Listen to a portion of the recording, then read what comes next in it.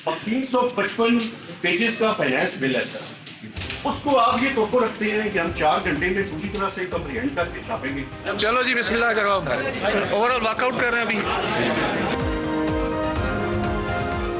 Technical briefing आपका right है, वो होनी है। मेरी रिक्वेस्ट है आज हो जाएगी, आप अंदर आ जाए। इन्ना लिल्लाहि व इन्ना इलैहि राजिऊन। ज़राअत हमारी हुकूमती किसी भी हुकूमत की तरजीहात पे नहीं रही। एग्रीकल्चर हैज बीन एंड इंशाल्लाह will remain engine of growth for the economy. इस दफा हम हथियार लेके आएंगे, मेरे मजहब ने मुझे कहा है। सूबों के साथ मिलकर काम करेंगे। इस तहरीक के अंदर आर या पार होगा। रेड लाइन आप इस्लामाबाद स्टूडियो से देख रहे हैं। माहौल आपने जांच लिया, ये सब कुछ इस्लामाबाद और गिरदो नवा के अंदर हो रहा है। बजट क्या आया, तूफान आ गया। साफ़ी जो इसके ज़रिए ख़बरें बनाते हैं और जो बीट रिपोर्टर्स होते हैं वो बजट का इंतज़ार करते हैं, लेकिन आज बजट के बाद वाली प्रेस कॉन्फ्रेंस के अंदर आपने हंगामा देखा। सूबे इंतज़ार करते हैं कि मरकज़ से इनको क्या सपोर्ट मिलेगी। सूबे के चीफ मिनिस्टर का बयान आपने सुन लिया, वो कह रहे हैं कि अब हम हथियार लेकर आएंगे। बजट में कुछ रिलीफ होती है, कुछ सेक्शंस के अपने ग्रीवेंसेस होते हैं, लेकिन जब किसान और सनतकार सब चीखें मार रहे हों तो फिर ये सवाल बनता है कि ये बजट आया है या तूफ़ान आया है। हुकूमत बार बहुत कॉन्फिडेंट है, उनका ख्याल ये है कि पाकिस्तान की इकॉनमी मुस्तहकम हो रही है, अगले 2 सालों के अंदर हम टेक ऑफ पॉइंट पे होंगे। तो हमने आज का प्रोग्राम इन्हीं मामलात के गिर्द घुमाना है। हमारे पास शहबाज राना साहब मौजूद हैं, तज्ज़ियाकार एक्सप्रेस ट्रिब्यून को रिप्रेजेंट करते हैं, उनका बहुत शुक्रिया। महताब हैदर साहब मुआशी तज्ज़ियाकार रिपोर्टर द न्यूज़ के साथ मुंसलिक हैं। सनाउल्लाह खान साहब मुआशी रिपोर्टर डॉन टीवी के साथ, और शकील अहमद हमारे साथ समा टीवी, और इनकी बीट भी यही है। तो इनसे भी मैं प्रोग्राम से पहले बात कर रहा था कि एक आध दोस्त जो है वो देर से आए, तो मैंने कहा ये ना हो कि ये भी वॉकआउट कर जाएं बाकी जो है। तो आज ज़रा आपकी आदत बनी, तो क्यों आपने वॉकआउट किया, क्या वजह क्या बनी? वैसे एक चीज़ है तलब साहब, पहले तो बहुत शुक्रिया आपने बुलाया, मज़ा आता है वैसे थोड़ी सी सियासत करके ना। आज हमने सियासत की है, आपने सियासत करने के लिए क्या हुआ? नहीं, हमने सोचा कि चले कभी खुद भी खबर बन जाना है, जो कि हमारी कोशिश है, हमारी ट्रेनिंग तो ये थी कि आपने खुद खबर नहीं बनना। हाँ बिल्कुल, हमने रिपोर्ट करना होता है। बड़ी बदकिस्मती थी और एक ऐसे फाइनेंस मिनिस्टर के दौर में ये बात हुई, ये वाक़या हुआ जो प्राइवेट सेक्टर से है, जिनसे हमारी एक्सपेक्टेशन है कि वो ट्रांसपेरेंसी के जो प्रिंसिपल्स हैं उसको ज़्यादा एडहेयर करेंगे कंपेयर टू दी जो ट्रेडिशनल आपके। कौन सा सियासतदान फाइनेंस मिनिस्टर, बट स्टिल एक प्राइवेट सेक्टर से आए, उनका एक अपना उनका था।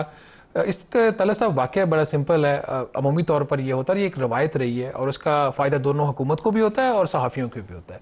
जब फाइनेंस मिनिस्टर की बजट स्पीच ख़त्म होती है हर साल, तो उसके फौरी बाद एक टेक्निकल ब्रीफिंग होती है इन कैमरा FBR के अंदर, जहाँ पे कैमराज अलाउड नहीं होते, सिर्फ जर्नलिस्ट वहाँ पे जाते हैं, प्रिंट के और इलेक्ट्रॉनिक के।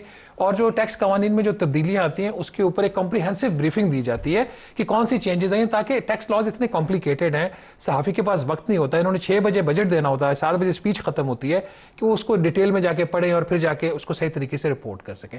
तो गलतियों से बचने के लिए और बेहतर पैगाम देने के लिए ये एक रवायत थी जिसको कल तोड़ा गया।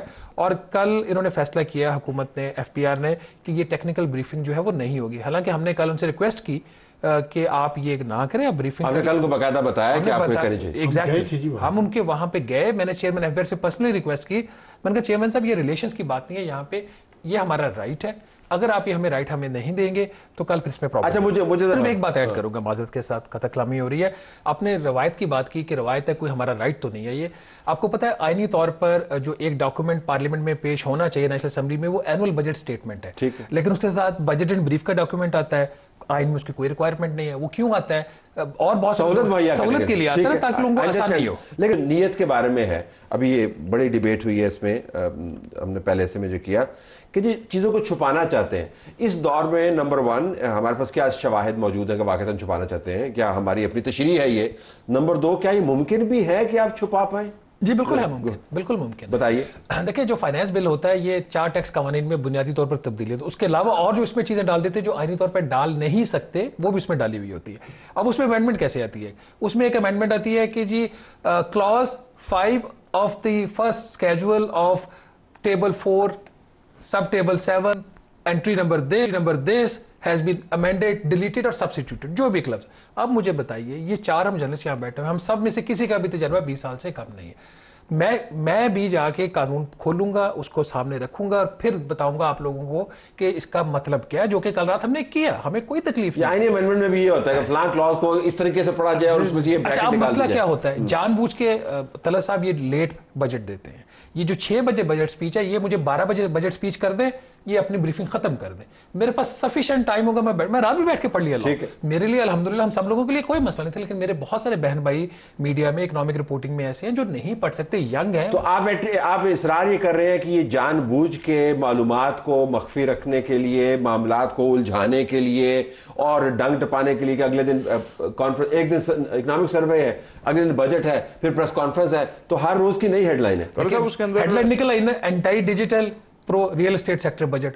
तो उनकी प्रेस ब्रीफिंग ना करने से हमें क्या फर्क पड़ा? लेकिन मैं आपको डेविल्स एडवोकेट सना भाई, डेविल्स एडवोकेट बेसिकली वो सवाल इस तरीके से फ्रेम हुआ था कि नया 10% सरचार्ज लग गया। वो सवाल थोड़ा सा ठीक फ्रेम नहीं लग गया है। हाँ, क्योंकि उन्होंने कहा लगा नहीं है, लेकिन हुआ ताकत दी। है। ठीक। असल में वो है क्या चीज? वो चीज ये है कि जो बिजली की असली कीमत है, उसकी असल कीमत बगैर टैक्सेस के उसके 10% के बराबर डेट सर्विसिंग सरचार्ज आप लगा सकते हैं, जो कि ऑलरेडी लगा हुआ है। अच्छा, इसकी एक और भी एग्जांपल है। आप जो कैश विड्रॉल के ऊपर 0.6% है, जो फाइनेंस बिल है उसमें 0.8% लिखा हुआ है। फाइनेंस मिनिस्टर की स्पीच में 1% है। 1% है, ठीक है।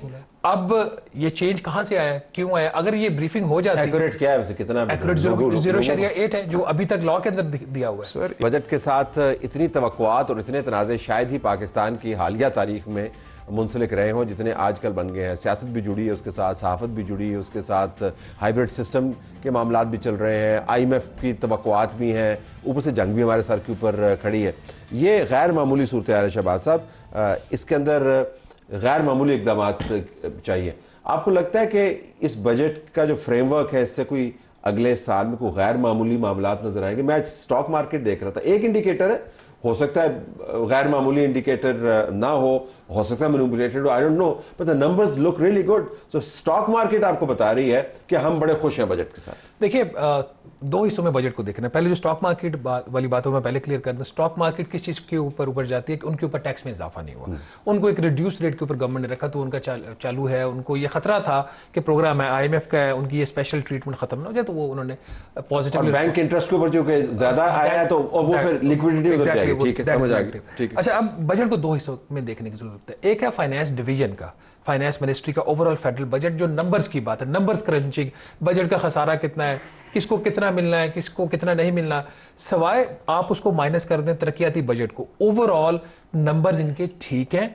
इन्होंने कोशिश ये की है कि बहुत ज़्यादा कोई लंबा खसारा ना करें, ज़्यादा कर्जे ना लेने पड़े, जितने लेने वो तो लेने हैं। इन्होंने को 6,500 अरब का इनका एस्टिमेट था। उसके ऊपर अगर आपने देखा हो खबरों के अंदर, आपको प्रिंट के अंदर उस तरह का क्रिटिसिज्म नहीं मिलेगा कि इन्होंने कुछ गलत चीज़ यहाँ पे कर दी। एक दो चीज़ों के ऊपर थोड़ा सा ओवर एम्बिशियस है, जो गवर्नमेंट होती है हम उतना उसको इग्नोर कर देते हैं। जो असल प्रॉब्लमेटिक पार्ट है वो टैक्सेशन है। टैक्सेशन में हुकूमत ने अपनी पॉलिसी डायरेक्शन देनी है। दो गोल्स हैं प्राइम मिनिस्टर ऑफ पाकिस्तान के, जिसको वो बेतहाशा उसको प्रोपेगेट भी करते हैं और जेन्युइन उस पर बिलीव भी करते हैं।